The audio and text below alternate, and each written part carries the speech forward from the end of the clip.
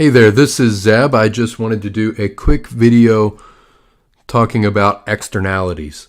So externalities are a type of market failure in economics. They're a situation where when left alone, markets may not be efficient. In fact, they are likely to be inefficient in that they are going to result in too much of a product or too little of a product or service or an action being done. And in general, economists like markets because markets are said to maximize utility. They maximize efficiency because all of the trades that should take place, that is where the buyer values the product more than the seller does, will take place, and none of the trades that should not take place, where seller has to have more in order to sell than buyer is willing to pay, none of those trades take place. So for that reason, markets are generally said to maximize efficiency. But externalities are an exception. They're a type of market failure where markets fail to do this. Now remember, when we use the term market failure, this is the standard term. Economists use it, non-economists use it, and we apply it indiscriminately. We apply it to cases where markets really do a bad job, and we also use the same terminology when markets may just kind of miss the benchmark by a little bit. And so we use this term market failure, but it sounds really bad. And sometimes it may be, sometimes it may not be. So it's important to keep that in consideration. So there are two types of externalities. The first type is the negative externality. The negative externality. And the second type, unsurprisingly, is the positive externality. So these two different types of externalities are going to have different properties. So a negative externality is something that affects a third party in a bad way. So this is going to have what we call marginal external costs, MXC. So that's imposing costs on a third party. And a positive externality affects a third party in a good way. So it is yielding benefits for a third party who is not part of the trade. So we have marginal external benefits. So the effects of these types of externalities are going to be different given that some have costs and some have benefits. So we will start by analyzing what's going on with a negative externality. So with a negative externality, we have external costs. And let's just start with the supply and demand graph. So we've got quantity on the horizontal axis, price on the vertical. Here's our demand curve. Now, the demand curve is the set of maximum buying prices that buyers are willing to pay. It shows me for a given quantity how much buyers are willing to pay. Well, you're not going to be willing to pay any more than your benefit, right? So we can think of the demand curve as being the marginal private benefit that goes to the buyers when they buy. So there's our demand curve. Next, we've got a supply curve. Looks something like this. Let's see if I can stop zooming with my hand. So there's the supply curve. The supply curve is the set of minimum selling prices. It's the lowest price that sellers are willing to sell for. And in general, a producer is not going to produce a product if they don't think that they can at least recover the cost of production. And so then we can think of the supply curve as being the marginal private cost. The marginal private cost is just the cost to the seller. And so this is going to be a negative externality. So I'll put a 1 here just to remind us that we're dealing with a negative externality. And so we've got these external costs. All right, so let's draw a curve here illustrating external cost. So we're going to let these be our marginal external cost. That's the cost to the third party. Now, the market, if left alone, we would expect to produce a quantity equal to Q star, right? Because this is the equilibrium, right? We know that markets tend toward that equilibrium quantity, and we believe that the market price is going to be somewhere close to this equilibrium price, P star. But the problem here is that the market is not taking into account the third-party costs, right? If I'm a purely self-interested person, I'm not going to think about the effect of my actions on third parties. And so my private decision making then, the private decision making of the buyer and the private decision making of the seller are not going to take into account these costs. So the market's going to be inefficient. Whereas normally market activity is not inefficient because oftentimes things don't have externalities. So if there are benefits, they all go to the buyer. Or if they are costs, they are all borne by the seller. But when you have externalities, that's not true. There are some costs that sellers don't incur. And so to figure out the overall costs or the social costs, we have to add the external cost, right, our marginal external cost, and our marginal private cost. So we can do that. We'll just add these here, and we get something that looks like this. So we'll call this marginal social cost. All right. So the marginal social cost tells us the cost overall to society. Now, the market is going to tend toward this equilibrium, P star, Q star, on its own, but that's inefficient. And the reason why it's inefficient is at this quantity Q star, buyers are willing to pay P star. But if we look, the cost overall to society is up here. It's higher, right? So the cost to society is greater than what buyers are willing to pay, meaning that the damage that's being done is greater than what we would be willing to compensate for. So as a result, that's too much. There's too much of this going on. So the efficient quantity is going to actually be right here. This is Q, we'll call it double star. This is the efficient quantity because it's where the price that buyer is paying, right, we'll draw it here. At this price, they want to buy Q double star, and at Q double star, that is the most that they're willing to pay, and that is also equal to the marginal social cost, meaning everywhere to the left of Q star, let me try to shade this in, everywhere to the left of Q star, the buyer values more this product than the overall cost to society. All right, so we can see this green area represents some gains from trade. So it makes sense for these trades to take place. But beyond that, it makes no sense because to the right of Q double star, we see that the cost to society is greater than the benefit that goes to buyers. So these are trades that we should not want to take place, right? We want fewer trades to take place. So we realize, or we see, that the market, if left alone, is very likely to overproduce. It's going to produce too much. And so we can start to think about what are some of the ways that we can get the market to produce less. So one way is to use a tax. Another way is that we could just simply ban the product or the service that generates negative externalities. But economists generally don't like this because we think bans are efficient.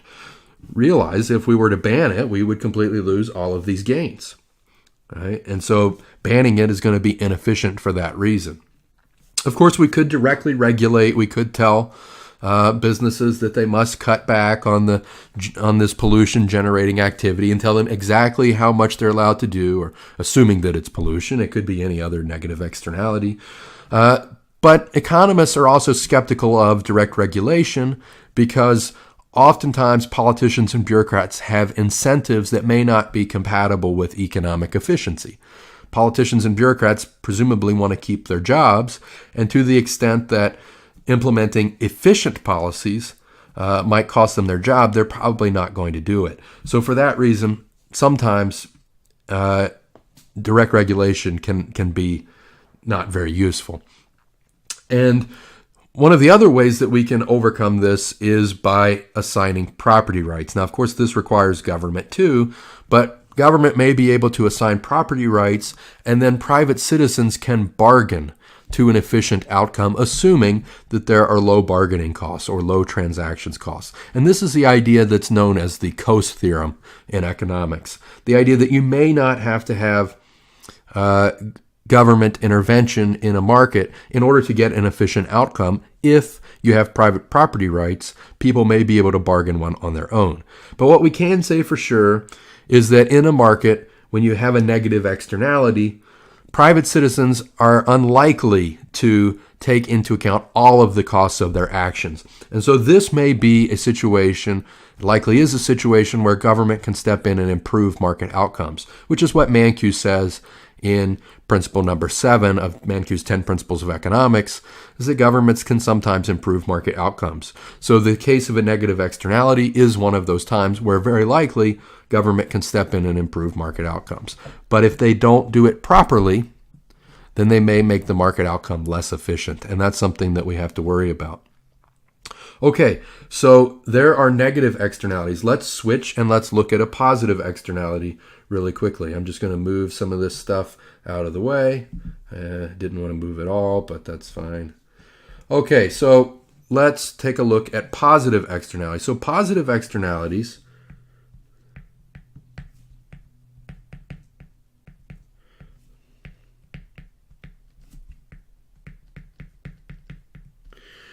have marginal external benefits. So they have external benefits, whereas negative externalities have external costs. So we can think of positive externalities as really being the opposite of a negative externality, because of course the opposite of a cost is a benefit. So this is very similar. If you understand what's going on with negative externalities, you should understand what's going on here. So let's start again with a supply and demand graph. So we've got quantity on the horizontal, we've got price on the vertical. Here's our demand curve. And remember, this is the marginal private benefit. It's the benefit that goes to the buyers, right? That's how much they would be willing to pay for varying quantities. And we've got the supply curve, which was our marginal private cost. So again, we said markets are going to converge to an equilibrium. There's the equilibrium quantity. And here is the equilibrium price, P star. So instead of having external costs here, if something has positive externalities, it's affecting a third party in a good way. There's some benefits. And again, rational, self-interested people aren't going to necessarily take into account the benefits of their actions on other people. All right? So if something that I do benefits some third party, then I may not have any incentive to care about that. So here's just an example of what this could look like. Here could be some marginal external benefits. And so the private people probably aren't taking these into account. So we can force them to, or we can see what that would look like if they did, by adding the external benefits here to the private benefits here. So when we do that, we get something that looks basically like this. So this is going to be our marginal social benefit that we get when we add those together. And we can see that this market quantity is inefficient, but in a different way than what we had in the negative externality case. In the negative externality case, we saw that the market produced too much because people weren't taking into account full costs of their actions. Here we believe that the market's not going to produce enough if left alone, because the market is not taking into account all of the benefits. The benefits that it's ignoring are those external benefits. So when we take those into account, we see that this quantity, which we'll call Q double star, is actually more efficient. And the reason is this, that everywhere to the left of Q double star, we can see that the cost to produce is lower than the benefits to society. And so if the cost of producing something is lower than the benefits, and notice that doesn't just stop right here at Q double star, it continues all the way up to this point, right? The costs are lower than the benefits. So these are the gains that we get from Q double star units of that action taking place.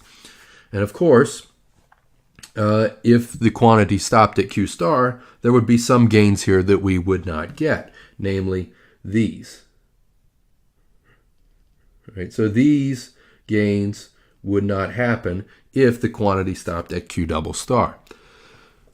So for this reason, it would be nice if the market would produce Q double star, but it's probably only going to produce Q star. So we believe that the market is under producing.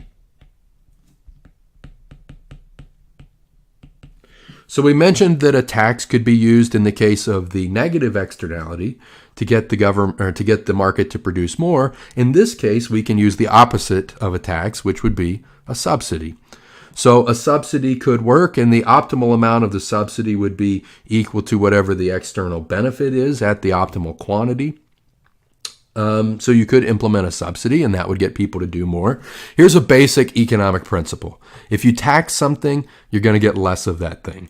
If you subsidize it, you're going to get more. So that's why in the negative externality case, we implement a tax, because this is going to incentivize less of that thing going on. And in the case of the positive externality, we could use a subsidy to encourage people to do more. Now, again, this is a situation where you've got to be careful, because if you pick the wrong amount for your tax or the wrong amount for your subsidy, you might make problems worse, which is something that we should try to avoid as policymakers. So a subsidy could work. You can use incentives. Of course, we've talked about incentives. Positive incentives work pretty well. Here, in this case, you can use a positive incentive to try to encourage people to produce something. That's kind of a type of subsidy. Sometimes prizes are used. People use prizes. That's a type of positive incentive to get something to happen. So, for instance, a cure for cancer. Right? A cure for cancer not only benefits the person who comes up with the cure and makes money off of it, but also benefits the person whose cancer is now cured. Clearly, it benefits those people. But in addition to those people, there are external third parties that are benefited, namely the family members who get to keep family members around for longer. So prizes could be used to incentivize provision of these types of cures for cancer and other things that really only one person has to do it, right? We don't need everybody to cure cancer. We really just need one person to come up with a cure, and then we can start using it. So when only the first person really matters who does it, a prize can work there, and that's a little bit different than a subsidy. But again, these are examples where government may be able to step into markets and make them more efficient, but if they don't do it properly, they could actually wind up making it less efficient. And so again, this is also a situation where the Coase theorem can work. If you have private property rights and you allow for parties to make exchanges and bargain with one another, then very likely the market can solve this problem on its own. But again, it requires private property rights, and it supposes that the bargaining costs are relatively low. If it's going to cost a lot for us to bargain, we're probably not going to be able to reach a bargaining agreement. So that's one of the limitations. So I just wanted to do this video to talk a little bit more about externalities. Remember, sometimes governments can improve market outcomes, but it's important that they take the right steps.